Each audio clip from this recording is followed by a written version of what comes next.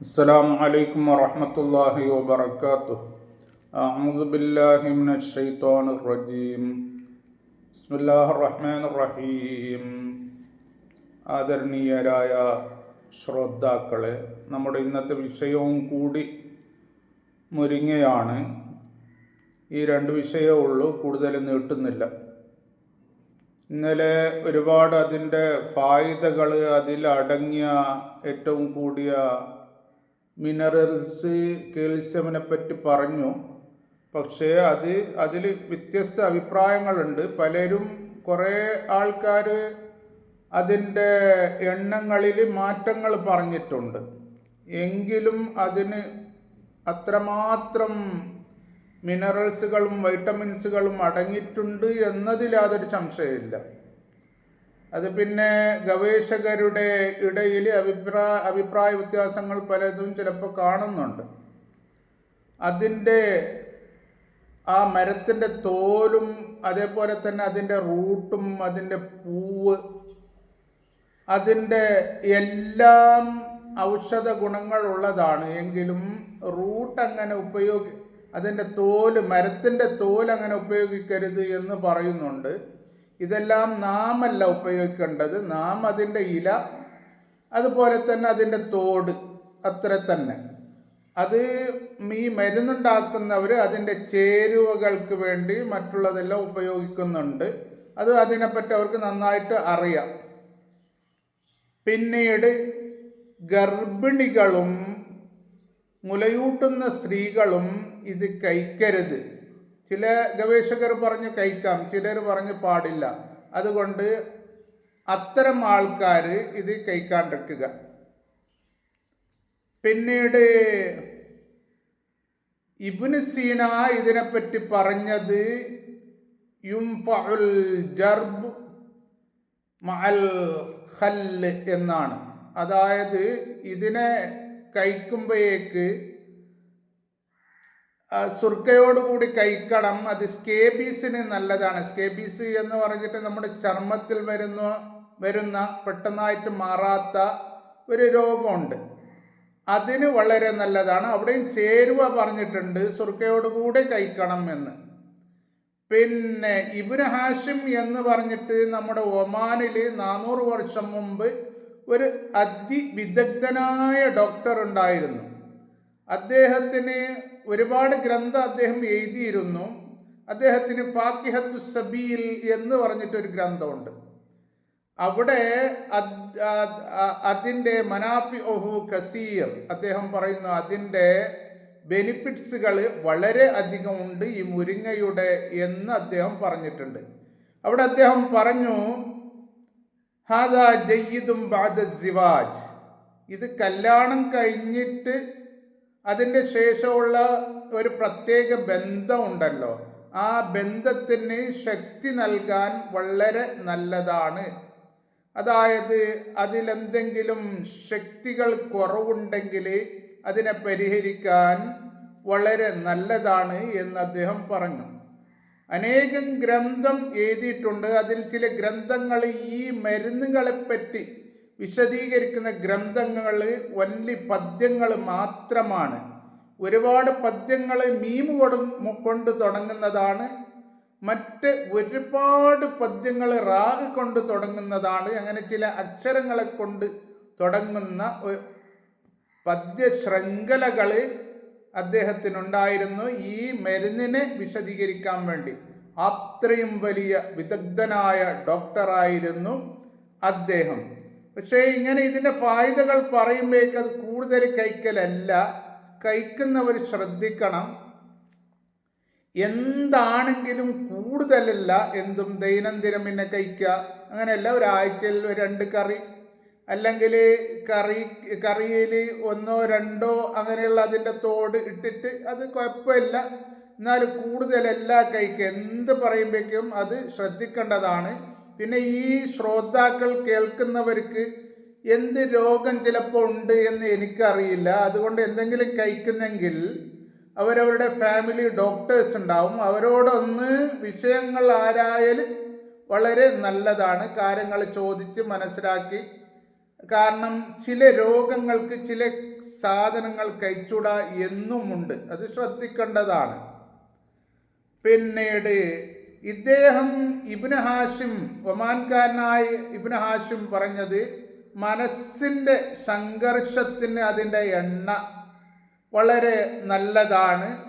ഈ ചർമ്മങ്ങളിൽ, തോലുകളിൽ വരുന്ന കലകൾ, ചൊറിച്ചൽ, ഞാൻ നേരത്തെ പറഞ്ഞ സ്കേബീസ്, മുഖത്തിൽ വരുന്ന വർട്ടുകൾ, ഇവകൾക്കൊക്കെ നല്ലതാണ് എന്ന് അദ്ദേഹം പറഞ്ഞിട്ടുണ്ട്.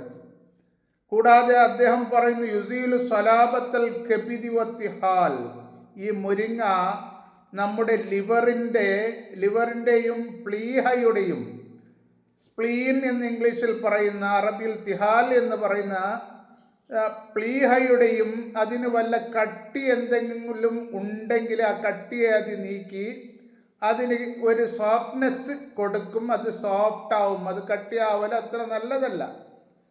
മറ്റൊരു പണ്ഡിതൻ അഹമ്മദ് ഇഫിന്ദി കമാൽ എന്ന് പറഞ്ഞിട്ട് ഒരു വലിയ പണ്ഡിതനും വൈദ്യശാസ്ത്രത്തിൽ അഗാധ പാണ്ഡിത്യം ഉണ്ടായിരുന്ന ആ വ്യക്തിത്വം, അദ്ദേഹം ഹിജ്റ 1306 ഗ്രന്ഥം എഴുതിയിട്ടുണ്ട്. ആ ഗ്രന്ഥത്തിൽ അനേകം ഗ്രന്ഥം എഴുതി. ആ ഗ്രന്ഥത്തിൽ അദ്ദേഹം പറയുന്നത്, ഇന്ന സൈത്തൽ മുരിഞ്ച കാന അഹദു തിസ്അത്തിൽ മുഖദ്ദസ ഇന്ദൽ ഫറാഇന. പഴയകാലത്ത് 3500 കൊല്ലം മുമ്പ് ഈജിപ്ത് ഭരിച്ചിരുന്ന ഫിർഔനുകൾ, അതായത് ഫറോവക്കാർ, അവർ പരമ്പരാഗതമായിട്ട് ഭരിച്ചിരുന്നതാണ്. നാം കൂടുതലായിട്ട് ഒരു ഫിർഔനെ അറിയുമെങ്കിലും അവർ കൂടുതലായിട്ട് കുറേ ആൾക്കാർ ഭരിച്ചിരുന്നു.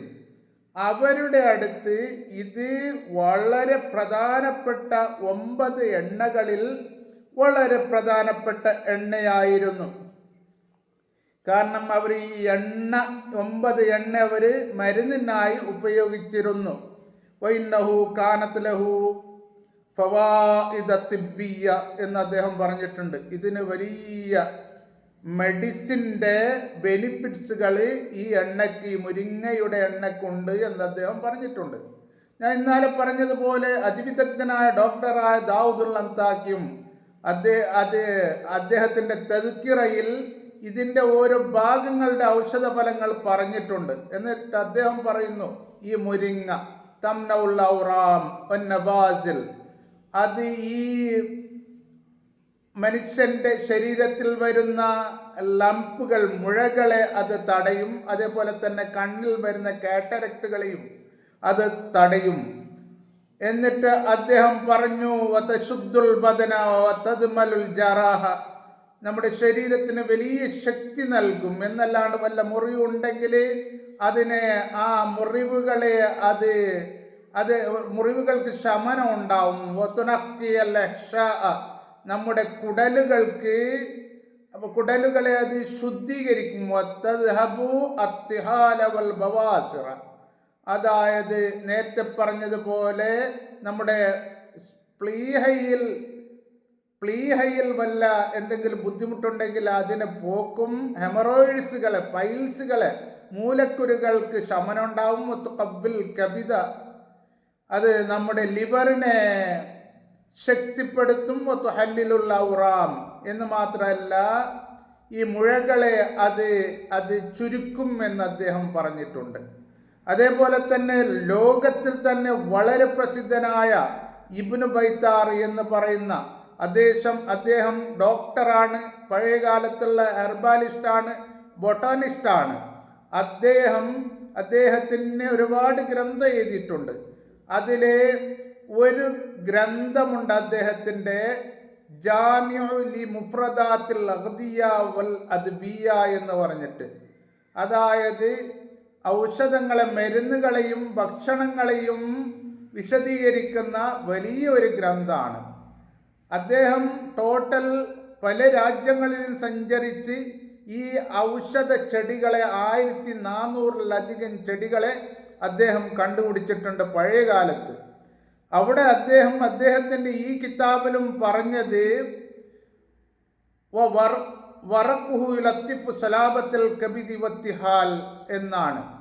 നമ്മുടെ ലിവറിൻ്റെയും പ്ലീഹയുടെയും അതിൻ്റെ ഒരു കട്ടി അതിനത് ഇല്ലാണ്ടാക്കും എന്ന് മാത്രമല്ല അത് കുടലുകൾ എല്ലാം ശുദ്ധിയാക്കും. ആലിജുൻ നക്രഷ്, അതായത് ഗൗട്ട്, നമ്മുടെ ശരീരത്തിൽ യൂറിക് ആസിഡ് കുന്നുകൂടിയിട്ട് ഓരോ സന്ധികളിൽ വരുന്ന വേദനകളാണ് ഗൗട്ട്. അതിനെ അത് സുഖപ്പെടുത്തും.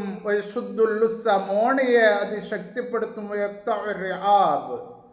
ഈ നോസ് ബ്ലീഡിങ്, മൂക്കിൽ വരുന്ന രക്തങ്ങൾ ചില സമയത്ത് അതിനെയും അത് ഇല്ലാണ്ടാക്കും എന്ന് ഇതിൻ്റെ ഇല. അപ്പോൾ അതിൻ്റെ ഇല കഴിക്കുന്നത് വളരെ നല്ലതാണ്, വളരെ നല്ലതാണ്. തോട് കഴിക്കുന്നതും വളരെ നല്ലതാണ്.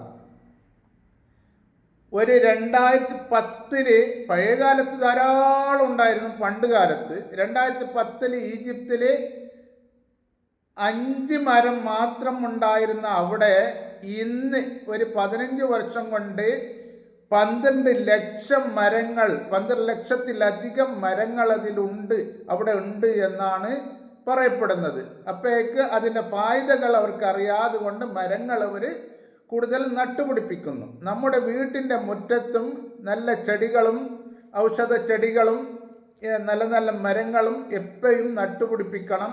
മരങ്ങൾ കൂടുതൽ നട്ടുപിടിപ്പിച്ച് നമ്മുടെ രാജ്യത്തെ നാം സംരക്ഷിക്കാൻ വേണ്ടി നോക്കണം. നമുക്കിവിടെ നല്ലത് ചെയ്യണം. നല്ലത് ചെയ്യുവാൻ വേണ്ടി അള്ളാഹു തൗഫീക്ക് നൽകട്ടെ. നമ്മുടെ ഈ ഭൂമിയെ അള്ളാഹു ശാന്തിയാൽ നിറക്കട്ടെ. ആമീൻ. വആഖിറു ദഅവാനാ അൽഹംദുലില്ലാഹി റബ്ബിൽ ആലമീൻ. അസ്സലാമു അലൈക്കും വറഹ്മത്തുള്ളാഹി വബറകാതുഹു.